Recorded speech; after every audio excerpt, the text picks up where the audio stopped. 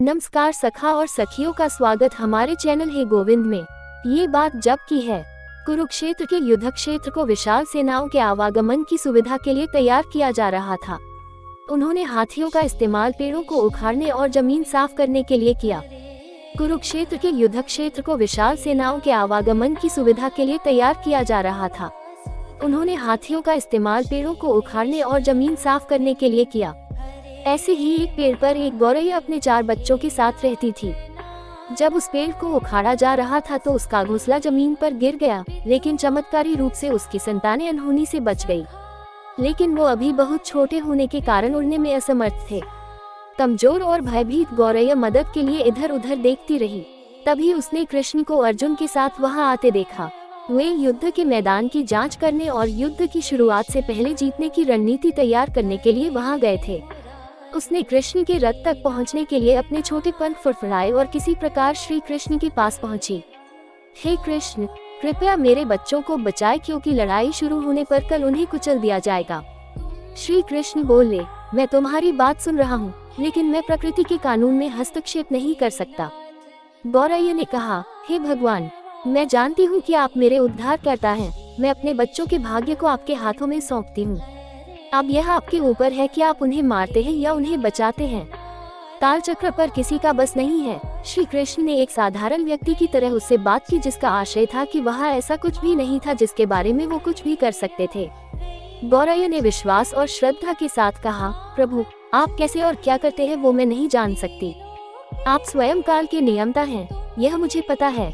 मैं सारी स्थिति एवं परिस्थिति एवं स्वयं को परिवार सहित आपको समर्पण करती हूँ। भगवान बोले, अपने घोंसले में 3 सप्ताह के लिए भोजन का संग्रह करो।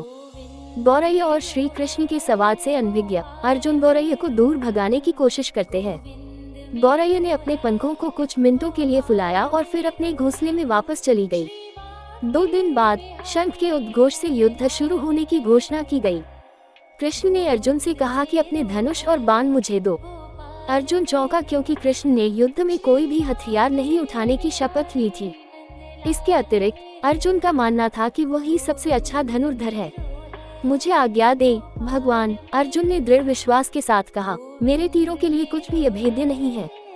चुपचाप अर्जुन से धनुष लेकर कृष्ण ने एक हाथी को निशाना बनाया, लेकिन हाथी को मार के नीचे गिराने के बजाय तीर हाथी के गले की घंटी में जा टकराया और एक चिंगारी सी उड़ गई। अर्जुन ये देखकर अपनी हंसी नहीं रोक पाई कि कृष्ण एक आसान सा निशान चूक गए। क्या मैं प्रयास करूं? उसने स्वयं को प्रस्तुत किया। उसकी प्रतिक्रिया को नजरअंदाज करते हुए कृष्ण ने उन्हें धनुष वापस दिया और कहा कि कोई और कार्रवाई आवश्यक नहीं है। लेकिन केशव, आपने हाथी को क्यों तीर मारा? अर्जुन ने पूछा। क्योंकि इस हाथी ने उस गौरैया के आश्रय उसके घोंसले को, जो कि एक पेड़ पर था, उसको गिरा दिया था। कौन सी गौरैया? अर्जुन ने पूछा। इसके अतिरिक्त हाथी तो अभी स्वस्थ और जीवित है, केवल घंटी ही टूटकर गिरी है। अर्जुन के सवालों को खारिज करते हुए कृष्ण ने उसे शंख बजाने का निर्देश दिया। युद्ध शुरू हुआ। अगले 18 दिनों में कई जानें चली गईं। अंत में पांडवों की जीत हुई। एक बार फिर कृष्ण अर्जुन को अपने साथ सुदूर क्षेत्र में भ्रमण करने के लिए ले गए। कई शव अभी भी वहां हैं जो उनके अंतिम संस्कार का इंतजार कर रहे हैं। जल का मैदान गंभीर अंगों और सिर, बेजान सीढ़ियों और हाथियों से अटा पड़ा था। कृष्ण एक निश्चित स्थान पर रुके और एक घंटी जो कि हाथी पर बांधी जाती थी उसे देखकर विचार करने लगे।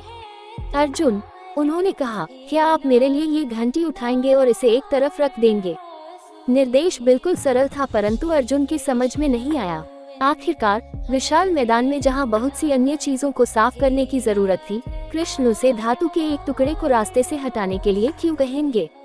उसने प्रश्नवाचक दृष्टि से उनकी ओर देखा। हाँ, ये घंटी। श्री कृष्ण ने, हाँ, यह वही घंटी है जो हाथी की गर्दन पर पड़ी थी जिस पर मैंने तीर मारा था। अर्जुन बिना किसी और सवाल के भारी घंटी उठाने के लिए नीचे झुका। जैसे ही उन्होंने इसे उठाया, उसकी हमेशा के लिए जैसे दुनिया बदल गई। 1, 2, 3, 4 और 5 4 युवा पक्षियों और उसके बाद एक गौरैया उस घंटी के नीचे से निकले। बाहर निकल के माँ और छोटे पक्षी कृष्ण के इर्द गिर्द मंडराने लगे एवं बड़े आनंद से उनकी परिक्रमा करने लगे। 18 दिन पहले काटी गई एक घंटी ने पूरे परिवार की रक्षा की थी। मुझे क्षमा करे हे कृष्ण, अर्जुन ने कहा। आपको मानव शरीर में देखकर और सामान्य मनुष्यों की तरह व्यवहार करते हुए मैं भूल गया था कि आप वास्तव में कौन हैं। आइए हम भी तब तक इस घंटी के नीचे विश्राम करें जब तक ये हमारे लिए उठाए ना जाए। जय श्री कृष्ण। राधे राधे।